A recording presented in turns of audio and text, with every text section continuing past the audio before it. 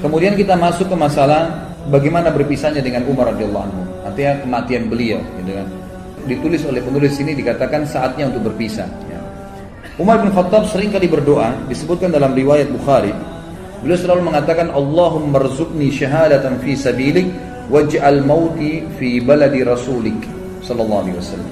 Beliau mengatakan, ya Allah karuniakanlah kepadaku syahadah, mati syahid di jalanmu dan jadikanlah kematianku di negeri Rasulmu, ya, di Madinah maksudnya.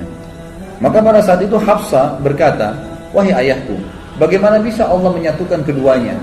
Anda ingin mati syahid, tapi mati syahidnya di kota Nabi. Sementara waktu itu Madinah menjadi ibu kota Islam yang sangat kuat, mustahil bisa diserang udah. Pasukan Islam sudah menyebar kemana-mana, Persia sudah runtuh, sebagian besar wilayah Romawi sudah runtuh, jauh sekali orang-orang kalau mau menyerang Madinah. Bukan seperti di zaman Nabi SAW yang masih dekat, orang Mekah, suku-suku Arab masih ada yang belum masuk Islam. Ini sudah habis semuanya gitu kan. Maka Umar mengatakan, ya'ti bihallah insya Allah akan datangkan kalau Allah mau. Ternyata betul, ya, beranjak daripada kisah ini, beranjak daripada doa ini, maka ada sebuah ya, kisah yang harus diketahui, bahwasanya Mughirah ibn Syu'bah radhiyallahu anhu, salah satu waktu itu gubernur yang ditunjuk oleh Umar bin Khattab di Irak, dalam sanad yang sahih, menulis surat kepada Umar bin Khattab mengatakan, wahai Amir Mu'minin, saya memiliki seorang budak. Budak ini bernama Abu Lu'lu, gitu, orang Majusi. Orang ini mahir, bisa buat senjata, bisa buat pedang, bisa buat perisai, bisa buat macam-macam. Bahkan dia bisa membuat alat yang untuk mengalirkan air. Orangnya pintar sekali. Izinkanlah dia masuk ke Madinah, wahai Amir Mu'minin. Waktu itu Umar bin Khattab tidak pernah mengizinkan orang-orang yang belum masuk Islam itu masuk ke Madinah. Kalau sudah masuk Islam lain. Kalau belum masuk, itu Abu Lu'lu belum masuk Islam, gitu kan? Dimasukkan untuk membantu muslimin agar bermanfaat. Nah, Umar bin Khattab menolak awalnya. Kedua, Mughirah bin Syu'bah terus mendesak sampai akhirnya Umar bin Khattab izinkan. Waktu itu Mughirah bin Syu'bah meminta bayaran dari budaknya ini setiap hari kalau nggak salah 100 dirham pembayaran dari hasil kerjanya, gitu kan. Maka dia pun datang, Abu Lu'lu, kepada Umar mengatakan, wahai Amir Mu'minin, ini Mughirah menyiksa saya. Banyak yang diminta 100 dirham, padahal ini kecil untuk hasil dia. Kata Umar, 100 dirham kecil dari pendapatan kamu yang kamu lakukan. Begitu banyak pendapatan yang didapatkan, bisa masuk sampai ribuan dirham dalam sehari. Maka itu kecil sekali. Dia pun akhirnya jengkel dengan Umar bin Khattab, dan ini awal masalah. Maka dia pun akhirnya setiap kali ketemu Umar marah, kesannya kayak marah gitu. Kenapa Umar bin Khattab tidak membela dia? Lalu satu waktu Umar lagi lewat dan berkata, apa yang kamu lakukan? Dia mengatakan, saya sedang mempersiapkan sesuatu, wahai Amir Mu'minin, untuk Anda yang umat Islam tidak akan lupakan, gitu kan? Orang-orang tidak paham waktu itu. Lalu Umar bin Khattab berkata kepada orang sekitarnya, kayaknya hamba saya ini sedang mengancam saya. Dia berusaha untuk membunuh saya. Ternyata akhirnya dia membuat pisau khusus yang sangat kuat dan bermata dua. Dia pun akhirnya pada saat Umar bin Khattab masuk ke masjid, waktu itu menjelang sholat zuhur, dan dia pun menyelip masuk di saf, dan baru saja Umar bin Khattab takbir sudah ditusuk oleh Abu Lu'lu. Begitu ditusuk, orang-orang tidak tahu, terutama di sisi kanan kiri masjid, nggak ada yang tahu. Yang tahu cuma di belakang, ya, Umar bin Khattab, dan itu adalah Abu Musa al-Ash'ari radhiyallahu majma'in. Lalu kemudian Umar bin Khattab tertusuk, dan sempat terdengar suara mengatakan, Umar mengatakan, aku telah dibunuh oleh anjingnya Majus, maksudnya si Abu Lu'lu itu. Lalu Umar bin Khattab jatuh, dan Abu Musa ya mendekati Umar, lalu Umar memegang tangannya sambil berkata, ya, lanjutkanlah sholat wahai Abu Musa, jadi imamlah kamu. Kemudian Abu Lu'lu ini karena panik, dan di sekitar Umar yang di saf-saf yang dekat tahu kalau dia sedang menusuk, maka dia berusaha menusuk semua orang yang di sekitar dia, sampai dia melukai 13 orang. Dan 3 orang sempat mati terbunuh bersama Umar, tentunya mati syahid nanti berempat, gitu kan. Tapi 3 orang ini mati di masjid, yang 10 orang luka parah gitu. Nah, pada saat ada lihat kejadian tersebut, sahabat sudah tahu kalau ini orang membunuh Amir Mu'minin, menusuk, maka dia melemparkan jubahnya ke arah wajahnya sehingga tidak melihat dan dikeroyokin. Pada saat itu dia tahu dia akan mati, lalu dia mengambil pisau tersebut dan menusukkan ke lehernya sendiri. Meninggallah Abu Lu'lu ini, dalam kisah sahih ini disebutkan.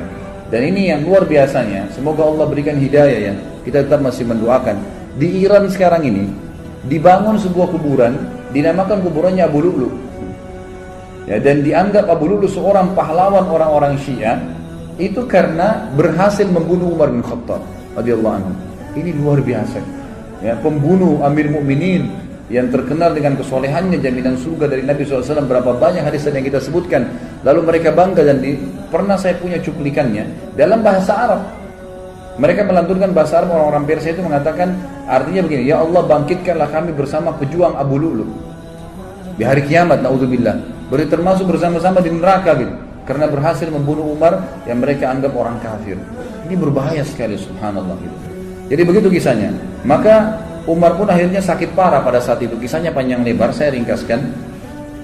Umar pun akhirnya sakit parah pada saat itu. Kemudian Umar bin Khattab berkata kepada Abu Musa al-Asy'ari, coba lihat siapa yang menusuk saya. Waktu itu mereka belum tahu, masih simpang siur beritanya gitu kan. Sahabat-sahabat di kiri kanan saf masih mengatakan subhanallah, subhanallah. Mereka nggak tahu karena suara Umar tiba-tiba hilang gitu. Maka pada saat itulah Abu Musa meninjau mengatakan yang membunuh anda adalah budaknya Mughirah bin Syu'bah, Abu Lu'lu. Maka Umar pun mengatakan semoga Allah membunuhnya. Kata Abu Musa, sudah mati Amirul Mukminin, dia bunuh dirinya sendiri.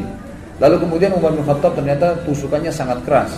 Dari belakang di sisi kanan perut itu saking tajamnya pisau itu dan tebal gitu kan. Sehingga pada saat ditusuk dan memang dia niat membunuh, ditusuk sampai tembus ke depan perutnya Umar radhiyallahu anhu. Dari lubang, dari belakang sampai ke depan. Dan pada saat itu beberapa sahabat dan tabi'in sempat membawakan minuman kepada Umar bin Khattab. Ada yang membawa air kismis, ada yang membawa juga susu unta. Dan pada saat diminum maka keluar dari sisi lubang perutnya. Dan dipanggil pada saat itu ada seorang tabib yang jelas sekali ya mengetahui masalah dan mengatakan kayaknya Amirul Mukminin sudah tidak tertolong lagi. Umar pun mengatakan, dan ini pelajaran-pelajaran yang kita bisa ambil luar biasa ya. Subhanallah, setiap orang yang dekat dengan Allah sebelum meninggal dunia, kita dengar kisah Abu Bakar yang lalu, ini kisah Umar, nanti kita dengar juga kisah Utsman, kisah Ali, sahabat-sahabat yang mulia ini yang dekat sama Allah. Sebelum meninggal, Allah kayak berikan isyarat mereka akan meninggal ya. Jadi mereka sempat mengembalikan amanah, mereka sempat memberikan wasiat, mereka masih sempat menasihati, mereka masih sempat menunjuk khalifah setelahnya. Banyak hal yang dilakukan gitu kan. Termasuk Umar bin Khattab. Umar bin Khattab akhirnya berbicara, kalau saya mati gitu kan, maka kuburkanlah saya ya. Dan mintalah, dipanggil Abdullah bin Umar, mintalah kepada Ummul Mukminin Aisyah. Minta kepada Aisyah agar Aisyah mengizinkan aku dikuburkan bersama dua sahabatku, Rasulullah SAW dan Abu Bakar. Maka Abdullah bin Umar pun mengatakan, saya masuk ke rumah Aisyah dan mengatakan, wahai Amirul Mukminin. Umar mengirim salam dan meminta izin untuk dikubur. Aisyah pun menangis mendengar berita Umar, lalu berkata, semestinya aku berharap itu tempatku, aku dikuburkan di situ, tapi aku akan izinkan untuknya. Waktu kembali Abdullah bin Umar kepada ayahnya Umar bin Khattab radhiyallahu anhu ajma'in, Umar berkata waktu disampaikan, apa beritamu? Abdullah bin Umar mengatakan, Ummul Mukminin mengizinkan. Kata Umar, segala puji bagi Allah yang menerima doa ini. Tapi pada saat saya sudah jadi jenazah, jadi sudah tahu kalau mau mati, sebelum saya dimasukkan ke dalam rumah Aisyah, tetap minta izin dulu. Kalau Aisyah mengizinkan Ummul Mukminin, kuburkan saya bersama Abu Bakar dan Rasulullah SAW. Tapi kalau tidak, kuburkan saya di pemakaman kaum muslimin umumnya, gitu kan? Begitu penyampaiannya. Pada saat Umar bin Khattab lagi sakit keras, ada beberapa kejadian penting yang kita bisa ambil pelajaran juga. Yang pertama adalah sempat Umar bin Khattab pingsan. Waktu itu di sebelah Umar yang paling dekat adalah Abbas, paman Nabi SAW radhiyallahu anhu, dan juga Ali bin Abi Thalib yang waktu itu mertuanya Umar bin Khattab, dan juga sahabat dekatnya Umar bin Khattab radhiyallahu anhu. Dan ini pelajaran besar sekali yang kita bisa ambil. Ahli sunnah wal jamaah meyakini Ali dan sahabat-sahabat lain semuanya mulia. Tidak pernah kita mencaci maki mereka, gitu kan? Beda dengan kaum Syiah yang terus-menerus mencaci maki sahabat. Ini berbahaya sekali, gitu. Ini bisa sampai pada tingkat kekufuran mereka, apalagi mengkafirkan sahabat. Sabda Nabi SAW, siapa yang mengatakan kufur kepada saudaranya Muslim, maka itu akan kembali kepada salah satu di antara mereka. Siapa yang lebih berhak, ya, pengucapnya atau penerimanya? Gitu kan? Jadi tidak mungkin ketemu antara sahabat dengan orang biasa. Tentu saja orang biasa yang terkena dalam masalah ini. Ali berkata, ya, pada saat itu Umar pingsan. Terdengar azan. Lalu Abbas berkata, bagaimana nih kepada Ali? Amirul Mukminin lagi pingsan. Kata Ali, ada rahasianya. Lalu Ali pun mendekati kuping Umar sambil berkata, As-salat ya Amiral Mukminin. As-salat ya Amiral Mukminin. 3 kali. As-salat ya Amiral Mukminin. 3 kali ucapin. Salat wahai Amirul Mukminin. 3 kali. Tiba-tiba Umar yang kondisi pingsan, perutnya ini lubang dari belakang ke depan, ya, terbangun lalu mengatakan, iya, tidak ada Islam bagi orang yang tidak sholat. Sholat membangunkan dari pingsan, subhanallah, ya.